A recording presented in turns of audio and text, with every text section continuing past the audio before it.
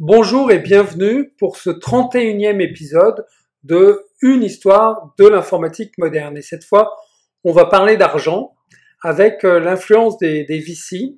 Alors VC, c'est pour Venture Capitalist, c'est-à-dire les investisseurs précoces dans les startups. Et on va voir comment ceux-ci sont apparus et ont influencé l'évolution de l'informatique et ont accompagné les principales boîtes innovantes de l'histoire. Et on commence tout de suite avec EMCC, donc la start-up Descartes et Moschly, qui dans un premier temps avait, pendant l'été 48, se retrouvait à court d'argent et ont été sauvés par Harry Strauss, qui était le vice-président de American Totalizator Company de Baltimore, qui fabriquait des totalisateurs électromécaniques. Alors, je sais pas trop à quoi ça servait, mais bon. Mais Strauss croyait dans le travail de MCC, et donc il leur a prêté carrément 500 000 $, ce qui était une somme très importante à l'époque, hein, pour que ils puissent continuer à fonctionner, parce que là, ils étaient à la limite du défaut de paiement. Strauss est devenu, président du board de MCC, et American Totalizator a reçu 40% des stocks. Le problème, c'est que Strauss s'est tué en octobre 49 en pilotant son avion. Et à ce moment-là, les directeurs de American Totalizator, qui reprenaient la main en quelque sorte, ont annulé leur support et leur ont dit bon bah écoutez, on vous a prêté de l'argent, mais là faut le rendre parce que nous c'est pas un projet auquel on croit. Donc tant pis pour vous. Et donc AMCC s'est retrouvé dans la tourmente suite à la mort de Harry Strauss. Et il y a eu des discussions avec IBM, mais sans déboucher pour diverses raisons qui sont pas très claires. J'ai pas réussi à comprendre et à savoir pourquoi IBM n'a pas pu racheter EMCC.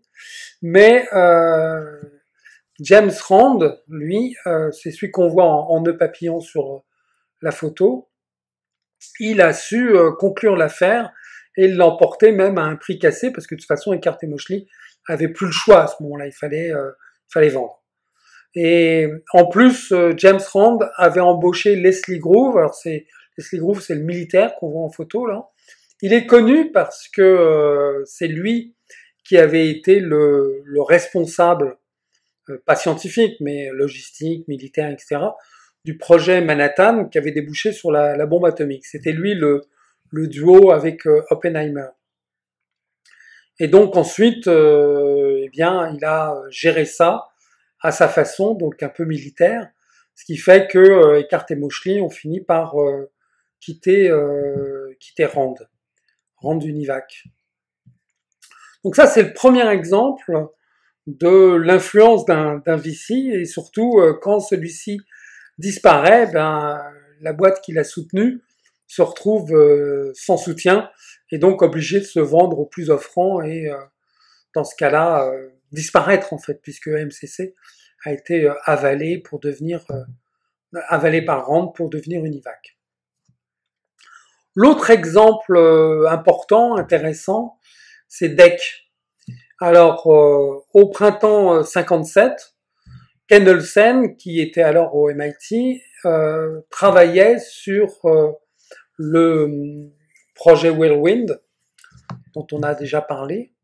Et à ce moment-là, il avait envie de prendre son indépendance. Et donc avec son ami Arlan Anderson, avec lequel il travaillait déjà sur le projet Whirlwind, ils ont mis en place un plan, mais ils avaient besoin d'argent.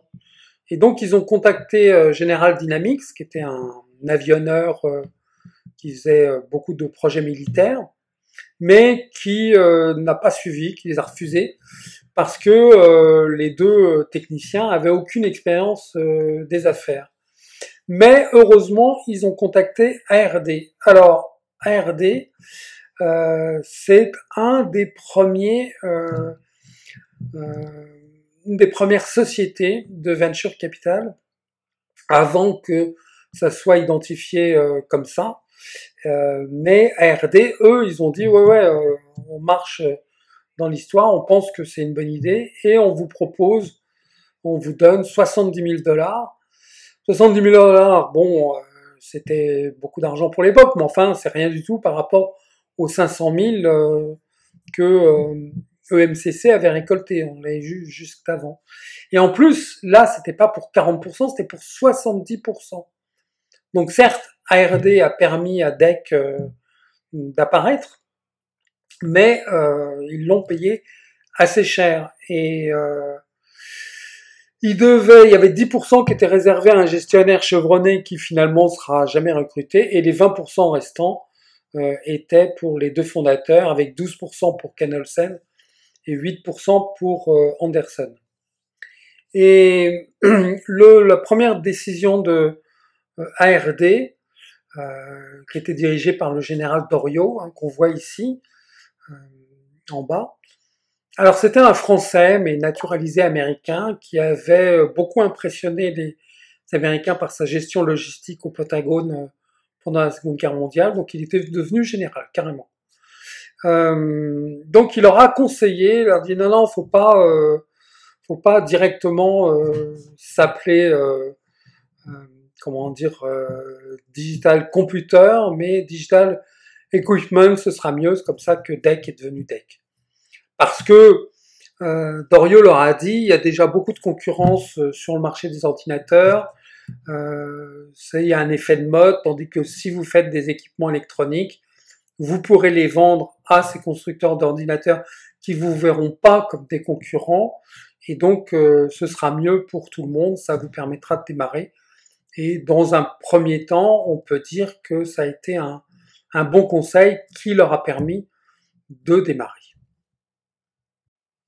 Alors on présente généralement le général Doriot comme étant le premier vrai venture capitaliste, avec sa structure ARD qu'il avait créée pour ça. Mais en fait, il était plus intéressé à enseigner à Harvard, et c'est surtout pour ça qu'il a été célèbre. Non, pour moi, le premier vrai VC, celui qui a lancé, qui a créé le mouvement, c'est Arthur Rock. Même si l'investissement de Doriot dans DEC a eu un rendement extraordinaire, il a remporté 500 fois sa mise, ce qui est quand même tout à fait remarquable. Voyons plutôt le premier gros coup d'Arthur Rock maintenant. Alors Arthur Rock travaillait dans une entreprise financière relativement mineure quand il a eu vent d'une lettre que Robert Noyce et ses collègues, ce qu'ensuite ont été surnommés les 8 traîtres, avaient diffusé dans les milieux financiers, disant que ces 8 ingénieurs voulaient quitter ensemble la boîte créée par Shockley. On en a parlé dans un précédent épisode, si vous en souvenez. Et ils voulaient justement soit rejoindre une structure, soit créer une structure, mais tous ensemble, tous les 8. En gros, ils vendaient un package global. Il n'y avait pas tellement de business plan ni rien. Et Arthur Rock a été le premier à y croire. Et il a réussi à convaincre Fairchild, qui faisait des instruments d'optique, d'investir là-dedans et de donner les moyens à ces 8 ingénieurs talentueux de créer ce qui est devenu ensuite Fairchild Semiconductor, qui a eu une influence énorme dans l'essor et la diffusion de la Silicon Valley. Donc ça a été le premier gros coup d'Arthur Rock, mais il s'est pas contenté de ça. À partir de là, Arthur Rock lance sa propre entreprise avec un associé de capital risque et commence à devenir célèbre, d'autant plus que en 1968, il recommence quasiment le même coup avec les mêmes acteurs. Cette fois, c'est Robert Noyce, Gordon Moore et puis Andy Grove qui veulent quitter Fairchild pour créer une nouvelle entreprise qui va devenir Intel. En fait, ce qui s'est passé, c'est que le boss de Fairchild, Sherman Fairchild, savait pas récompenser ces ingénieurs talentueux à la hauteur, et ils se sont dit, bon, en fait, être employé de Fairchild, finalement, c'est pas une si bonne affaire que ça, parce qu'on n'en recueille pas les fruits. Il faut qu'on soit les maîtres de notre propre entreprise, il faut qu'on crée notre entreprise à nous. Et Arthur Rock, là encore, a avancé les fonds pour que Intel puisse naître, et ça a été un succès formidable, comme on le sait. Rock a eu d'autres succès à son palmarès, entre autres Apple, on en parlera un peu plus loin. Alors l'histoire suivante est encore plus intéressante parce qu'elle montre que d'abord il faut une part de chance et qu'ensuite tout se résume à être diffusé. Donc c'est l'histoire d'Atari avec Nolan Bushnell qui travaillait pour Nothing Associates à commercialiser justement des bornes d'arcade, et il les a quittés en 72 pour créer Atari, et il a tout de suite rencontré le succès avec Pong en borne d'arcade qui marchait très bien dans les bars, les centres commerciaux, etc. Mais en fait, il a pas les fonds nécessaires pour tourner normalement, pour acheter les fournitures, pour avoir un fonds de roulement correct, quoi, tout simplement. Et à ce moment-là, justement, il rencontre Don Valentine, qui vient de créer Sequoia Capital. Donc là, c'est directement un VC inspiré par Arthur Rock, pas de problème. Don Valentine regroupe des investisseurs autour de lui et il cherche les bons coups. Et il est intéressé par ce que lui montre Nolan Bushnell, pas par les bornes d'arcade, mais ce dernier lui montre le proto de Home Pong, c'est-à-dire la toute première console de jeu, qui tient dans une boîte à chaussures, en fait, hein, tout simplement. C'est plus l'énorme borne d'arcade qu'il est complètement impossible d'envisager de commercialiser au grand public. Et Valentine est enthousiaste, il dit que le marché potentiel est énorme. Le problème, c'est que Bushnell, qui a commencé à essayer de vendre cette console, pour le moment, il n'y arrive pas, il a zéro succès. Par exemple, il l'a montré à la Fairtoys de New York, donc une grande convention où justement les fournisseurs montrent leurs prochains jouets et essayent de trouver des distributeurs. Et là, il en a trouvé zéro, personne n'en voulait. Il s'est tourné vers les vendeurs de télévision, pareil, puisque justement, c'était un complément indispensable. C'était, vendez le package, vendez la console avec la télévision, ou vendez la console toute seule aux gens qui ont déjà acheté votre télévision. Et non, personne n'en voulait, tout le monde leur pousse. Alors, c'était peut-être également dû à la personnalité de Nolan Bushnell, qui était un Steve Jobs avant la lettre, c'est-à-dire un type avec lequel il était difficile de cohabiter, complètement atypique, ne respectant aucun code, etc., etc. Bon. Mais du côté de Sequoia Capital, il y avait un des investisseurs qui avait une participation importante dans Sears. Et donc, ça a facilité la rencontre de Bushnell avec les dirigeants de Sears qui ont trouvé l'idée intéressante. Et par chance, ont accepté de commercialiser la console et même de mettre le paquet dessus avec des pubs à la télé, etc. Et à Noël 75, ça a été un succès renversant. Ça a été un succès énorme. Enfin, comme le dit Don Valentine, il faut aussi une part de chance pour que ça marche. Alors, il est important de comprendre aussi que ce succès de la console de jeu, il ouvrait le chemin quelque part aux micro-ordinateurs domestiques. C'est-à-dire que c'était un premier appareil électronique qui était diffusé très largement auprès du grand public et avec un grand succès. Donc en quelque sorte, ça semait les graines du succès futur du micro-ordinateur. L'histoire suivante nous permet de nous ramener directement dans l'informatique avec Tandem Computer en 74. Et c'est une histoire assez extraordinaire parce que à l'époque, en 74 justement, IBM avait gagné la bataille des mainframes très largement. Et il y avait même des articles dans la presse qui disaient, bah voilà, ça y est, c'est fini, il n'y aura plus jamais d'autres computer companies pour affronter IBM. IBM a gagné sur tous les fronts, c'est réglé. Bon, pendant ce temps-là, les mini-ordinateurs étaient en train de monter, mais sur le plan des mainframes, on considérait que le marché était complètement gelé et que c'était fini, que c'était terminé.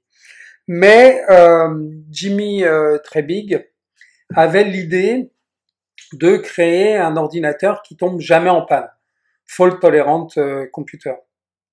À ce moment-là, il travaillait à HP.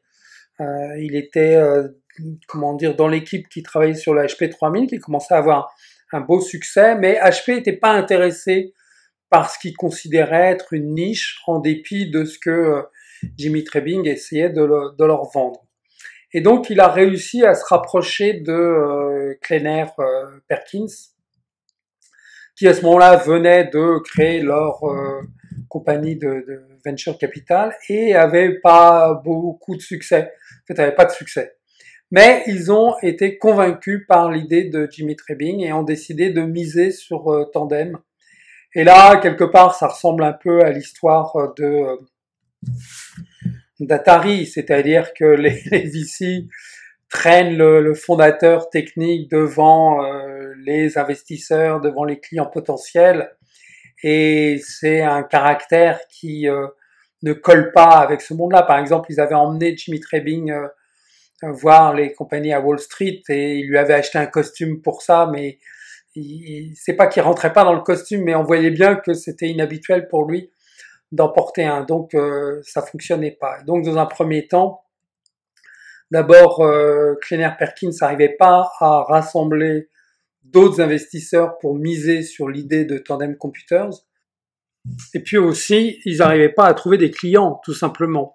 Et puis finalement Citibank s'est décidé, il y a eu la première commande, l'ordinateur a fonctionné comme attendu et donc ça a été un premier succès qu'on a entraîné d'autres, le bouche à oreille a fonctionné, puis ensuite la presse s'en est emparée et l'aventure Tandem Computer est devenue le succès qu'on connaît jusqu'à ce que ce soit racheté plus tard par Compaq, mais ça c'est encore une autre histoire. Mais Tandem a prouvé à ce moment-là qu'il était encore possible de créer un nouveau créneau dans l'informatique haut de gamme, là où on s'y attendait pas, et c'est un succès qui est dû en particulier aux VC qui ont cru au concept dès le début et l'ont accompagné jusqu'au bout. L'histoire suivante est célébrissime, c'est celle d'Apple, et on se demande s'il y a vraiment quelque chose à ajouter là-dessus, mais c'est intéressant de se revenir sur les débuts et à partir du moment où Jobs a commencé à essayer de trouver des financements pour véritablement lancer Apple, l'Apple 1, qu'il bricolait dans son garage avec Wozniak.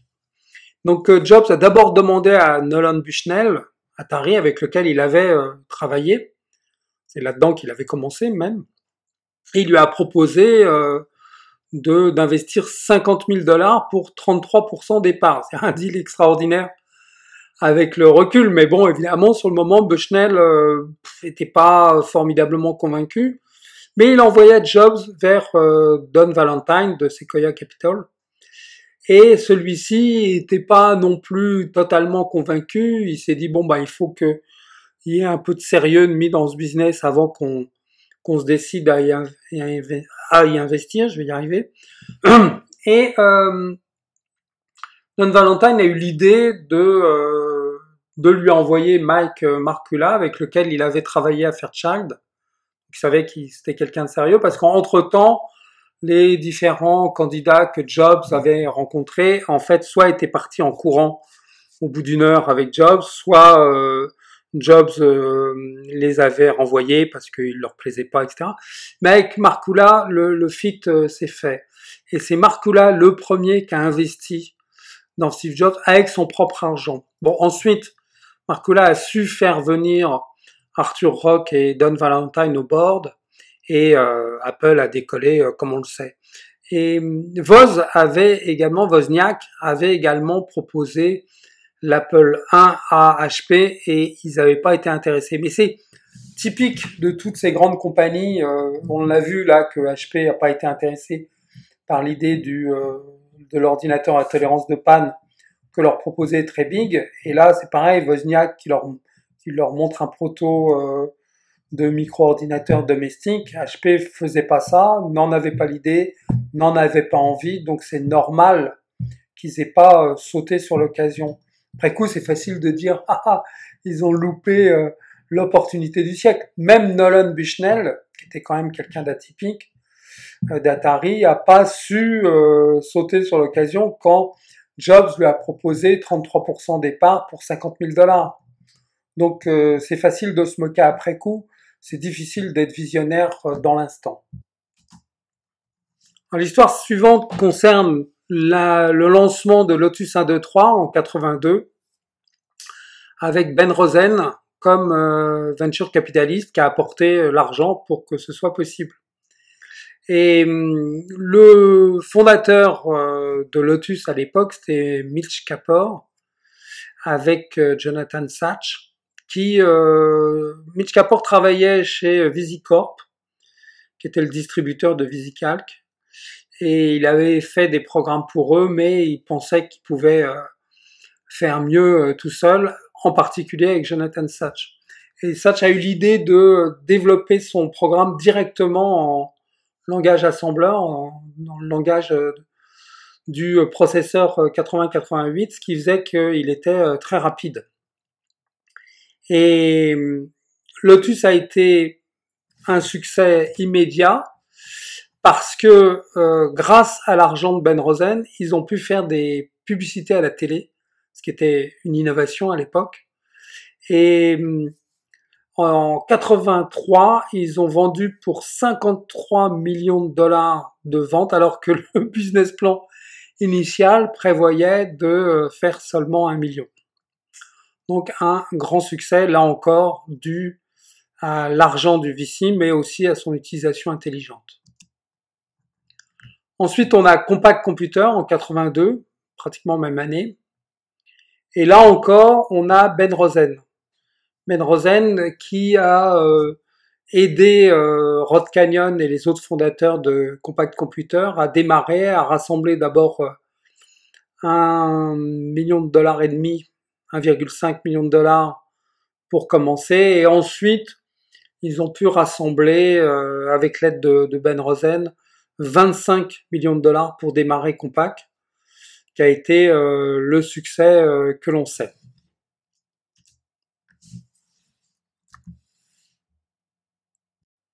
On en arrive à la création de Sun Microsystems en 1982. Décidément, 82, ça a été une année faste. Et donc les 4 fondateurs qu'on voit ici en photo avaient l'idée de créer une société spécialisée dans les stations de travail. C'était pas la première, c'était la deuxième. Apollo les avait précédés, mais ils avaient une meilleure idée de faire quelque chose de plus standard, moins cher, plus facile à faire évoluer. Et c'est effectivement Sun qui a triomphé. Et on retrouve encore une fois Kleiner Perkins comme les investisseurs, mais entre-temps, Kleiner Perkins, ils ont évolué. Et maintenant, à ce moment-là, il s'appelle Kleiner Perkins, Caulfield and Byers. Donc KPCB. Avec John Doerr à la barre. Et KPCB a effectivement investi les premiers dans l'idée de Vinod Khosla, Andy Bechtolheim, Scott McNeely et Bill Jog. Bill Jog a rejoint après, mais bon, il est considéré comme un des 4 fondateurs. Et donc KPCB a un track record absolument extraordinaire parce que ils ont su investir dans America Online, AOL, Amazon.com, Tandem Computers, on les a vus, Compaq, on a vu, mais aussi Electronic Arts, Google, Netscape, Nest et Twitter. Nest racheté après par Google. Donc là, on voit que les meilleurs VC ont su investir dans les meilleures boîtes, les meilleures idées et accompagner leur développement. Et on en arrive inévitablement à Google en 1998. Et le tout premier investisseur à avoir apporté de l'argent, alors que l'entreprise n'était qu'une start-up à peine créée, eh bien, c'est Andy Bechtolheim, le cofondateur de Sun Microsystems qu'on vient de voir. En août 98, après avoir rencontré Larry Page et Sergey Brin, il leur a fait un chèque de $100 000 alors que Google n'était pas encore officiellement constitué en société. C'était cet investissement qui a permis à Google de quitter leur garage universitaire et de s'installer dans des premiers bureaux à Menlo Park. Mais bon, le premier vrai fonds de venture capital à avoir investi dans Google, après, c'est Sequoia Capital, qui a participé à la première levée de fonds officielle de $25 millions en 99, à côté de Kleiner Perkins, KPCB, représenté par John Doerr. Alors, ces deux fonds ont effectivement joué un rôle clé dans le développement précoce de Google, à tel point que Eric Schmidt, qui est devenu le PDG de Google, l'adulte dans la pièce, en quelque sorte, il a accepté de rencontrer Page et Brin seulement parce que John Doerr avait insisté. Lui, il considérait que c'était sans intérêt, qu'il ne croyait pas du tout qu'il y avait de la place pour un nouveau moteur de recherche, mais suite à cette rencontre, il a été convaincu et a accepté de prendre la place qui lui était proposée et de quitter Novell à cette occasion. Voilà, merci pour votre attention sur cet épisode 31 où on a essayé de retracer l'influence énorme des VC dans le développement de l'histoire de l'informatique moderne. Alors, je m'arrête à Google au début des années 2000, et évidemment après il y en a eu plein d'autres, et on constate surtout que les niveaux d'investissement qui ont été faits à l'époque sont relativement modestes. Enfin, ils croissent progressivement, mais ils sont relativement modestes par rapport à ce qu'on voit aujourd'hui où dans l'IA, il y a des dizaines, voire des centaines de milliards qui sont déversés quasiment en aveugle, et à mon avis, ça finira mal. Enfin bon, ça c'est juste mon opinion. Merci et à bientôt pour un nouvel épisode d'une histoire de l'informatique moderne.